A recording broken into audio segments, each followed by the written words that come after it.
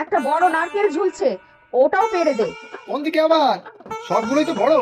ওই তো, তোর ডান হাতটা একটু বাড়া, তাহলেই পাবি। অনেকগুলো তো হলো, আর কত নারকেল পারবো? এই নিয়ে 3টে গাছের নারকেল পারলাম। সবে তো 26টা মতো হলো, আর কয়েকটা পার না। বেশ 40খানা মতো হলেই হবে, আরো দুটো গাছে উঠতে হবে। 40খানা? বাবা রেহাই দাও বুড়িমা, আর পাচ্ছি না, এদিকে রোদ উঠে গেছে। এ তো শীতের রোদ, কিচ্ছু হবে না। এখন না পেরে নিলে সব শুকিয়ে ঝুনো হয়ে যাবে। এই গাছে আর নারকেল নেই, এবার যা আছে সব ডাব। আচ্ছা, তুই নেমে আয়, দুটো মুড়ি খেয়ে আবার ঘরের পিছনের নারকোল গাছ দুটোতে উঠবি। দাও দাও। উফ, যা গরম লাগছে। কেন রে, শীতের বেলায় আবার গরম কি? আর ঠান্ডাটাও যা জাঁকিয়ে পড়েছে, আমি কেঁপে মরছি, আর তুই বলছিস কিনা গরম। বাবা রে বাবা, তুমি আমাকে 3টে নারকেল গাছে তুলে যা নারকেল পাড়ালে, তাতে শীত বাপ বাপ বলে পালিয়েছে। উল্টে গা দিয়ে ঘাম বেরিয়ে গেছে। উফ। আচ্ছা বাবা রাজু, একটু জিরিয়ে নে, মুড়ি খা দুটো। কিছুক্ষণ পর দেখবি গরম পালাবে, আর শীত এসে হাজির হবে। আর যে শীত এসে হাজির হবে, অমনি তুই বাকি নারকেল গাছে উঠে নারকেল পাড়া শুরু করবি। দেখবি শীত আবার বাপ বাপ বলে পালাবে। বুঝেছি বুড়িমা, বুঝেছি। তুমি আমাকে আরো নারকেল পাড়িয়ে তবে ছাড়বে। তা বুড়িমা, এতগুলো নারকেল দিয়ে তুমি কি করবে? এবারেও কি আগের বারের মতো? এই তো, কাল বাদে পরশু, হাতে আর সময় নেই রে।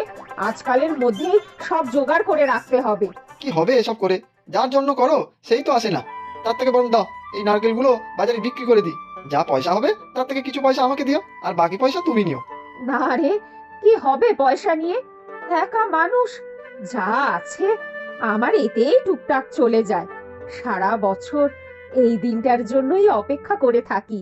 সে না আসুক, তোরা তো আছিস, গ্রামের সকলে আসে, বেশ পিঠে পার্বণ উৎসবের মতো লাগে। তাহলে মকর সংক্রান্তির দিনই করতে পারো, তখনও তো সকালে মিলে আনন্দ করতে পারি। না রে রাজু, এই দিনটাই আমার কাছে একটা বিশেষ দিন। আগে কি সুন্দর করে পালন করতাম। হ্যাঁ, সেও কেমন, এই যে গেল, একেবারে ভুলেই গেল। 2 বছর হয়ে গেল, আর এদিকে আসার নামই নাই না। থাক গে, বেলা বাড়ছে, তুই চল, বাকি নারকেলগুলো পেড়ে দিবি। আমাকে আবার রমাদের বাড়ি যেতে হবে চাল আনতে। রমা, ও রমা, আছো বাড়ি? আরে বুড়িমা, আসো আসো। এই নাও, এতে কি? এতে কটা নারকেল আছে, আর তার বদলে আমাকে বাপু বেশ 3-4 কিলো চাল দাও। সেসব হবে, তুমি আগে বসো। এই অনু, মাদুর আনতো। ও মা, এই মেয়েটি কে? কি মিষ্টি। ও আমার দিদির মেয়ে গো বুড়িমা, অনু। শহরে পড়তে গিয়েছিল, পড়া হয়ে গেছে, তাই ছুটিতে মাসির বাড়ি ঘুরতে এসেছে।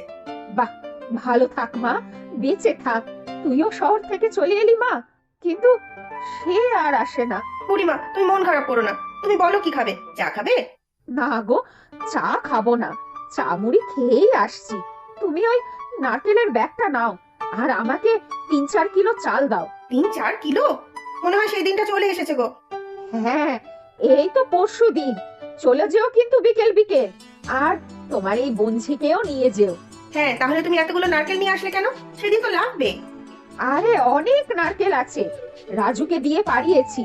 তুমি ওই নারকেলগুলো রাখো, ওর বদলে আমাকে চাল দাও। আচ্ছা, দিয়ে দিচ্ছি। তুমি ভালো করে ধুয়ে শুকিয়ে রেখো, সেদিন গিয়ে সবাই মিলে গুঁড়ো করবো। হ্যাঁ রে মা, আমি যাই, বাকি সবাইকে নিমন্ত্রণ করে আসি। হ্যাঁ যাও, কিন্তু বুড়িমা এবারে কি আসবে বলেছে? তুমি এত কিছু জোগাড় করো এই বয়সে, কিন্তু যার জন্য করো সেই যদি না আসে?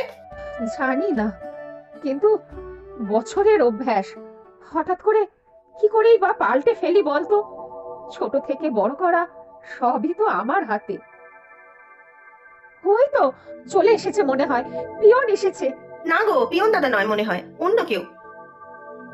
ও হ্যাঁ গো বুড়িমা, পিয়ন দাদা, তুমি ঠিকই বলেছো। হ্যাঁ, এই আওয়াজটা আমি চিনি, দাঁড়াও আমি দেখি। হ্যাঁ রে বাবা, কোনো চিঠি এলো রে? না মাসিমা, তোমার কোনো চিঠি আসেনি। এই তো গত মাসে পাঠালো। সে তো টাকা পাঠিয়েছিল, আসবে কিনা কিছু বলেনি। ব্যস্ত হয়তো, বিদেশ বলে কথা। টাকা তো পাঠিয়েছে। ভালোবেসে আদর যত্নে বড় করেছি তো, তাই টাকা পাঠিয়ে দায়িত্ব পালন করছে। আমাকে দেখতে আসতেও ইচ্ছা হয় না তার। বুড়িমা কেঁদো না।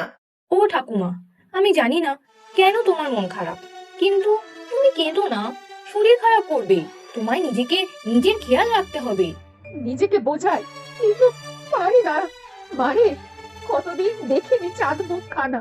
তুমি কষ্ট পেও না ঠাকুমা, আমি যে কদিন আছি তোমার খোঁজ নেব, তোমার কাছে যাব। আচ্ছা, আমি আসি, তোমরা চলে যেও সেই দিন। এই নাও চাল। মাসি, ঠাকুমা এমন কাঁদছে কেন? আর কে আসার কথা? বুড়িমার একমাত্র সম্বল বুড়িমার নাতি সৌম্য বিদেশে থাকে। তা সে কেমন ছেলে যে একবারও আসে না, খালি টাকা পাঠায়?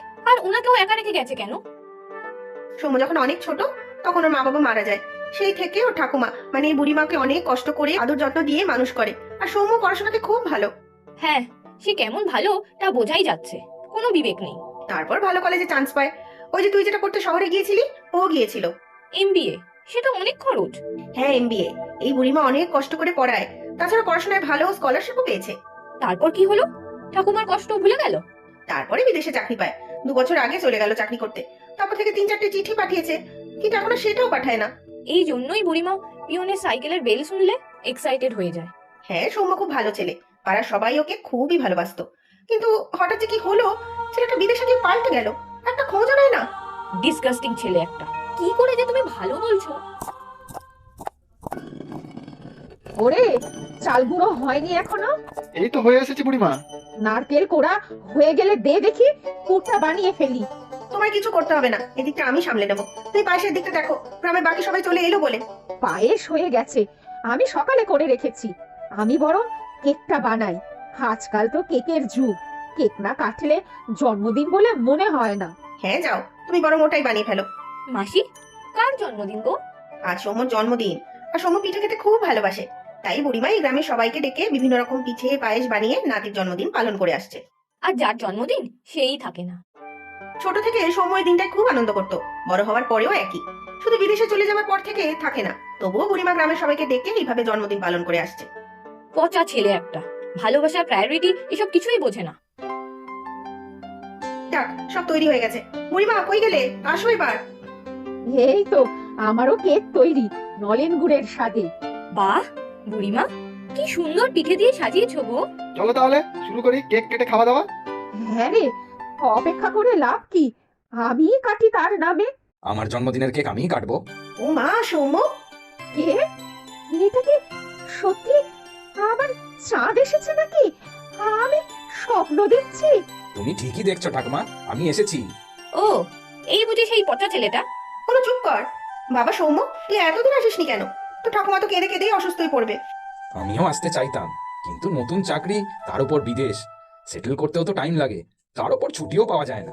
তা বলে কি এই বয়স্ক ঠাকুমার একটা খোঁজও নেওয়া যায় না? নতুন চাকরি, ছুটি পাওয়া গেলেও তা 1-2 দিনের জন্য।